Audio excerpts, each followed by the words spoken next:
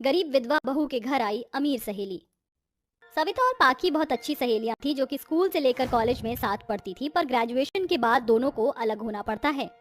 हे भगवान, मुझको तो यकीन ही नहीं हो रहा, हम इतने टाइम से अब तक साथ में थे, स्कूल कॉलेज ट्यूशन, लेकिन अब हमें अपनी लाइफ में अकेले अकेले आगे बढ़ना होगा। तो बिल्कुल ठीक कहती है पाखी, अब इस रास्ते पर हमें अकेले चलना होगा। अच्छा, तू कोलकाता जा रही है ना? अपने बुटीक का कोर्स करके वहीं खोलेगी ना?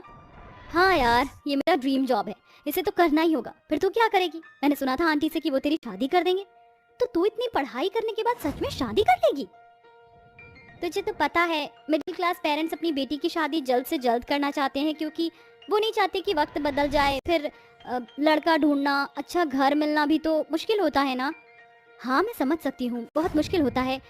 अच्छा मैं चली जाऊंगी कल के बाद, तो आज साथ में टाइम स्पेंड करें। पर मेरी एक शर्त है, ये वाले कपड़े छोड़कर तुझे मेरे जैसे कपड़े पहनने होंगे, वेस्टर्न। ओके, बट ज्यादा शॉर्ट नहीं होना चाहिए। ये कहते ही दोनों सहेलियां एक साथ मूवी देखने के बाद मेले में जाकर मस्ती करती हैं, फिर फोटो स्टूडियो जाकर अलग अलग भेस में फोटो खिंचाकर गोल गप्पे के मजे लेती हैं। सच में यार, आज का दिन हमें बहुत याद आएगा, कितनी मस्ती की ना हमने। वो तो है, तू मेरी बहुत अच्छी सहेली है पाखी, दिल नहीं हो रहा तुझसे अलग होने के लिए, पर मजबूरी है। देख, चाहे हम अलग ही क्यों ना हो जाए, लेकिन कभी भी तुझे मेरी जरूरत पड़े तो बेझिझक बुला लेना। इतना कहकर दोनों सहेली अपने घर लौट आती हैं। अगले दिन पाखी कोलकाता के लिए रवाना हो जाती है। वहीं सविता का विराट नाम के लड़के से रिश्ता जुड़ जाता है, जहां बहुत धूमधाम के साथ उसके घर वाले उसकी शादी कर देते हैं। मेरी बच्ची, अपना ख्याल रखना। माँ बाबूजी, आप भी अपना ख्याल रखना, मैं मिलने आती रहूंगी आपसे। बेटा अच्छे से अपने ससुराल का सारा काम करना। दामाद जी, मेरी वजह से कोई छोटी मोटी भूल हो जाए तो माफ़ करना। अरे बाबूजी, आप भी कैसी बातें कर रहे हैं? अब सविता मेरी अमानत है। चलो चलो, बहुत देर हो गई। ये सुनकर सविता अपने गरीब माँ बाप से विदा लेती है। अपने ससुराल पहुंचकर सविता अपनी सास का बहुत ख्याल रखती है। फिर उसकी गरीबी के कारण कांता सविता से अक्सर चिढ़ा करती थी, उसके काम में कमी निकालती थी। ऐसे ही एक शाम सविता खीर बनाकर कांता को देती है, जिसे खाकर कांता फेंक देती है। क्यों री, ये तू क्या बनाकर लाई है? मैंने बोला था खीर बनाकर ला, मेवे दूध अच्छे से पका, मेरा इतना मन था और तूने मेरा सारा जी खराब कर दिया, खीर भी बर्बाद। माँ जी, ये आप क्या कह रही हैं? मैंने तो आपके मुताबिक ही हर चीज डाली है और इतनी देर तक पकाया है। ज्यादा जुबान चलने लग गई है ना तेरी, अभी बताती हूँ तुझे। अब आया मजा? माँ जी मैंने कुछ नहीं किया, मेरे बाल छोड़ दीजिए, मुझे बहुत दर्द हो रहा है। आगे से मुझसे जुबान लड़ाई ना तो जुबान खींच लूंगी, आज तो बस बाल खींचे, जाकर साफ कर अब। आंखों में आंसू लिए सविता घर के सारे काम करती है। कुछ देर बाद विराट आ जाता है। सविता, ये तुमने अपनी क्या दशा बना रखी है?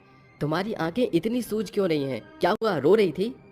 अरे नहीं नहीं, ऐसा कुछ भी नहीं है, वो बस मेरी आंखों में कुछ चला गया था, तो जब तक आंसू आते रहे।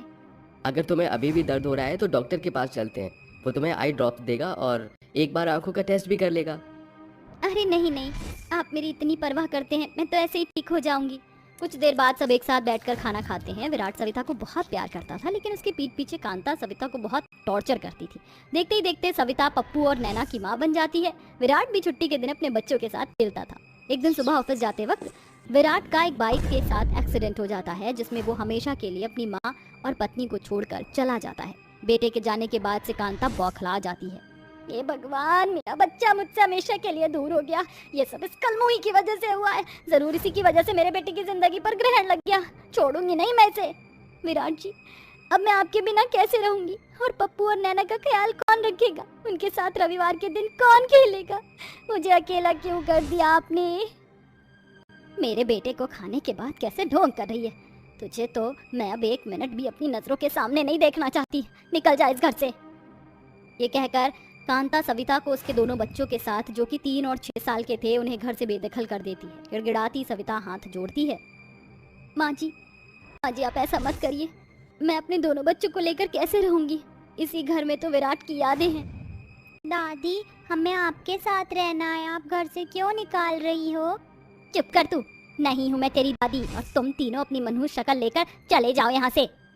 सविता बहुत कहती है, लेकिन कांता उनकी एक नहीं सुनती। इस हाल में सविता अपने दोनों बच्चों को मायके ले आती है।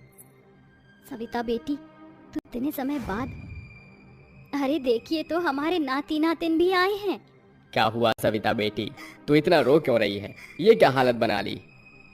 नानू नानू, पापा छोड़कर चले गए भगवान जी के पास। और नानू दादी ने हम सबको घर से बाहर कर दिया, इसलिए मम्मी रो रही है। क्या? नहीं नहीं, ये नहीं हो सकता। हमें जाकर समधन जी को समझाना चाहिए। नहीं पापा, आप वहाँ मत जाइए। मैं नहीं चाहती माँ जी आपसे बदसलूकी से बात करें। ठीक है, अब से तू हमारी जिम्मेदारी है। इसके बाद सरोज और नरेंद्र सविता और उसके बच्चों को पालते हैं। घर के पैसे भी खत्म होने को आते हैं और विधवा बेटी की ऐसी हालत देखकर दोनों का एक दिन निधन हो जाता है। सविता के माता पिता भी उसे छोड़कर चले जाते हैं। हे भगवान, ये आपने मेरी किस्मत किस काली स्याही से लिखी है कि विराट जी भी चले गए और मेरे माता पिता भी। कैसे करूंगी अब मैं अपने बच्चों का लालन पालन बिना परिवार के? उन्हें प्यार कौन देगा? अब इनका पेट पालने के लिए मुझे ही कुछ काम करना होगा। मम्मी मम्मी मेरे को आइसक्रीम चाहिए, दिलाओ ना। हाँ माँ, मुझे कोन वाली आइसक्रीम खानी है, मेरे दोस्त भी खाते हैं। अभी पैसे नहीं हैं, थोड़े दिन रुक जाओ, मैं खिला दूंगी। अरे खाली प्लॉट में जामुन का पेड़ है, उसे ही बेचकर घर भी संभाल लूंगी, बच्चों को भी देख लूंगी। ऐसा कहकर सविता उस प्लॉट से कुछ जामुनों को रोज सुबह तोड़कर लाती और अपने घर के बाहर बेचने लगती। जामुन ले लो, जामुन ताजा ताजा मीठा मीठा जामुन ले लो, 20 के 100 ग्राम, 20 के 100 ग्राम। और बहन जी जरा मुझे आधा किलो तोल दीजिए, ये लो पैसे। इस तरह विधवा सविता जामुन बेचकर अपने बच्चों का पेट पालती है, कम पैसों में उनकी इच्छा पूरी करती है। फिर एक दिन एक लंबी सी गाड़ी में से पाखी उतरती है। उसका ड्राइवर धूप से बचाने के लिए छाता खोलता है और 2 बॉडीगार्ड तोहफों के साथ आते हैं। मम्मी मम्मी देखो, हमारे घर के बाहर कोई आया है। सविता जैसे ही घर के बाहर आती है तो पाखी को देखकर उसकी आंखों से आंसू छलक जाते हैं। पाखी, तो इतने सालों बाद कैसी है? मैं तो अच्छी हूँ, पर तूने अपनी ये क्या हालत बना रखी है? अंकल आंटी कहाँ है? और तूने सफेद साड़ी क्यों पहनी है? क्या बताऊं, एक एक करके सब मुझे छोड़कर चले गए। एक्सीडेंट और मम्मी पापा को मेरी टेंशन हो गई थी। मैंने कहा था ना, कोई भी बात हो तो मुझे याद करना, मैं हमेशा तेरे पास आऊंगी। ये क्या हालत बना ली तूने अपनी। अंदर चल। अंदर जाकर सविता पाखी को पानी पिलाती है। फिर सविता अपना सारा दुख दर्द उसे बताती है। पाखी उसे संभालती है। तू कैसे रहेगी, तेरे बच्चे भी छोटे हैं, तू दूसरी शादी कर ले। नहीं पाखी, मैं विराट से बहुत प्यार करती हूँ और शादी के बाद किसी ने मेरे बच्चों को नहीं अपनाया तो नहीं, मैं ऐसा नहीं करूंगी। मैं खुद अपने दम पर काम करूंगी और इसमें मैं तेरी मदद करूंगी। देख, पढ़ी लिखी तो तू है ही, और अब मैंने यहाँ पर भी एक बुटीक खोला है, तो तू उसे हैंडल कर ले, बच्चों को भी हम देखते रहेंगे। अच्छा हुआ पाखी तू आ गई, तेरे बिना मैं बहुत अधूरी थी। अगर दोस्त हो तो तेरे जैसी हो। बस बस बस, अब ज्यादा रो मत। ड्राइवर इधर आओ, ये सारे तोहफे यहाँ रख दो और बच्चों को चॉकलेट और गिफ्ट दे दो। बच्चों आओ, मैं तुम्हारी मौसी हूँ। नमस्ते मौसी। नमस्ते मौसी। अरे कितना प्यारा है ये, तो तुतलाता है, कितना अच्छा लग रहा है मौची। ऐसा ही है, लेकिन बच्चे बड़े होकर खुद साफ बोलना शुरू कर देते हैं। हाँ वो तो है। इस तरह दोनों सहेली एक दूसरे से बहुत बात करती हैं। फिर पाखी उनकी मदद करके अपने बुटीक में उसे सीनियर पोस्ट देती है और अपने बच्चों का पालन पोषण खुद अपने दम पर करती है। माँ, आपको कुछ बताना चाहता हूँ। हाँ बेटा बोलो, क्या बात है? जो भी तुम्हारे दिल में है तुम बता सकते हो, आखिर मैं तुम्हारी माँ हूँ। हाँ माँ, दरअसल ये बात है कि मैं एक लड़की से बहुत प्यार करता हूँ और उससे शादी करना चाहता हूँ, लेकिन मुझे ये डर है कि कहीं आप शादी के लिए मना न कर दो। बेटा, जब से तू बड़ा हुआ है तूने इस घर को बहुत अच्छे से समझा है और संभाला है। तेरे पिताजी के जाने के बाद तू ही इस घर को संभालता हुआ आ रहा है, और मैं ये भी जानती हूँ कि अगर तू किसी लड़की को पसंद करके इस घर के अंदर लेकर आएगा तो वो लड़की जरूर इस काबिल होगी कि वो हमारे इस घर को संभाल सके। हाँ माँ, दरअसल बात यह है कि जिस लड़की को मैं प्यार करता हूँ उस लड़की का रंग बहुत ज़्यादा काला है। मुझे डर यह है कि कहीं उसके कालेपन की वजह से आप उसे पसंद ना करो, इसलिए मैंने पहले आपको बताना ज़रूरी समझा। बेटा, ये तू कैसी बातें कर रहा है? मेरा बेटा होकर भी तू अगर ऐसी बातें करेगा तो मुझे बहुत बुरा लगेगा। और रही बात गोरे और काले की, तो दुनिया में केवल 2 ही रूप हैं, एक काला और गोरा। इसका मतलब ये नहीं कि काले लोगों का दिल भी काला होता है। तुम मुझसे उस लड़की को जरूर मिलवाना। ये सुनकर नैतिक बहुत खुश होता है, जिसके बाद नैतिक अपनी माँ को एक रेस्टोरेंट में लेकर जाता है जहाँ शालिनी पहले से ही मौजूद होती है। शालिनी का बर्ताव देखकर यशोदा बहुत खुश होती है और उसे अपने बहू के रूप में स्वीकार लेती है। कुछ ही दिनों में यशोदा अपने बेटे नैतिक की शादी शालिनी से कर देती है। शालिनी शादी के बाद अपने घर की सभी जिम्मेदारियों को अच्छे से समझती है। देखते ही देखते कुछ दिन बीत जाते हैं और एक दिन शहर से नैतिक की बहन शनाया घर पर वापस आती है। अरे माँ, कितने सालों बाद मैं आपको देख रही हूँ। माँ, मुझे शहर में आपकी बहुत याद आया करती थी, लेकिन क्या करती, मजबूर हूँ, अपनी पढ़ाई को खत्म किए बिना नहीं आ पाती। भैया कहाँ है? मुझे भैया से मिलना है। तभी नैतिक कमरे से बाहर आता है और अपनी बहन को देखते हुए उसे गले लगा लेता है। अरे मेरी प्यारी बहन, कितनी दुबली पतली हो गई हो, अपना ख्याल जैसे रखती ही नहीं हो। माँ, अब मेरी बहन आ गई है तो इसका अच्छे से ध्यान रखना और जाने से पहले से अच्छे से मोटा भी कर देना। हाँ हाँ क्यों नहीं। पहले ये तो बताओ भैया, शादी कब करे हो? देखो मुझे आपकी शादी के लिए बहुत सारी शॉपिंग करनी है। वैसे मेरी नज़र में एक बहुत सुंदर सी लड़की है, अगर आप चाहो तो मैं आपकी शादी की बात आगे बढ़ा सकती हूँ। और आप उस लड़की को जानते भी हो। शनाया की ये बात सुनकर नैतिक और यशोदा चुप रह जाते हैं। तभी यशोदा अपनी बेटी शनाया से कहती है, तुम्हारे भाई की शादी तो हो गई है, माफ करना बेटी, तुम्हें बहुत बार कॉल किया लेकिन तुम्हारा फोन नहीं लगा और फिर हमारे पास इतना समय नहीं था कि हम इंतजार कर पाते। जल्दी में ही शादी करवाई है। देखो वहाँ आंगन में जो लड़की कपड़े धो रही है वही तुम्हारी भाभी है। ये सुनते ही शनाया के पैरों तले जमीन खिसक जाती है और जैसे ही वो अपनी काली भाभी को देखती है तो गुस्से से आग बबूला भी हो जाती है। ओह माय गॉड भैया, आप इस ब्लैक ब्यूटी से कैसे शादी कर सकते हो? आपने एक बार भी ये नहीं सोचा कि काली लड़की के बच्चे भी काले ही होंगे? व्हाट रबिश, तुम मेरी बहन होकर ही कैसी बातें कर रही हो? अरे गोरा काला कुछ नहीं होता, तुम्हारी भाभी स्वभाव में बहुत अच्छी हैं। जाओ एक बार जाकर बात तो करो। मुझे इनसे कोई बात नहीं करनी, आपका फैसला है, आपको मुबारक हो। मुझे अपनी सहेली के घर उसी से मिलने जाना है, मैं चलती हूँ। उस गांव की सबसे अमीर लड़की शनाया की सहेली थी जिसका नाम पूर्वी था। पूर्वी ना तो अमीर थी बल्कि घमंडी तो और भी ज्यादा थी।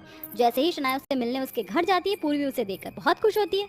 ओह माय गॉड शनाया, तुम वापस शहर से आ गई। अच्छा हुआ, मैं तुम्हें बहुत याद कर रही थी। फाइनली हम दोनों मिल रहे हैं। कब आए शहर से तुम? अरे यार आज ही आई हूँ, लेकिन आज आते ही सर पर एक बहुत बड़ा बम फूट गया। शनाया अपने भाई की शादी के बारे में अपनी सहेली पूर्वी को बताती है, जिसे सुनकर पूर्वी कहती है, लेकिन शनाया तुम तो मेरी शादी अपने भाई से करवाना चाहती थी। तुम्हारा और मेरा वादा हुआ था ताकि हम बेस्टीज हमेशा एक दूसरे के साथ रहें। मैं भी तो यही चाहती थी, लेकिन अब मैं क्या करूं, मेरे भैया ने उस काली कलूटी से शादी कर ली। नहीं तो मेरा मन था मैं तुम्हें अपनी भाभी बनाकर अपने घर ले चलूं।